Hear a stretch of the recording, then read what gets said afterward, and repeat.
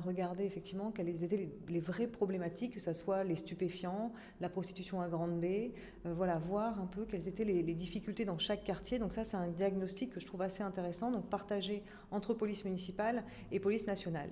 Et puis maintenant, nous allons aborder justement comment est-ce qu'on peut mieux lutter contre ces différentes formes de délinquance dans chaque quartier. Il y a une gravité, il y a une plus ou moins gravité de la délinquance, c'est-à-dire qu'il y a cette délinquance du quotidien qui abîme les relations entre les gens, mais au quotidien. Par exemple, ça va être les nuisances sonores, les problèmes de foncier, les problèmes de voisinage. Ça, il faut pouvoir intervenir assez vite, mais ça, c'est une délinquance du quotidien. Et puis, il y a les délinquances qui sont d'une particulière gravité, et je pense notamment, mais qui restent heureusement plutôt exceptionnelles, mais quand même, ce sont les violences avec armes, par exemple, ou tout ce qui est tentative de meurtre, et donc l'utilisation des armes dans les différents quartiers.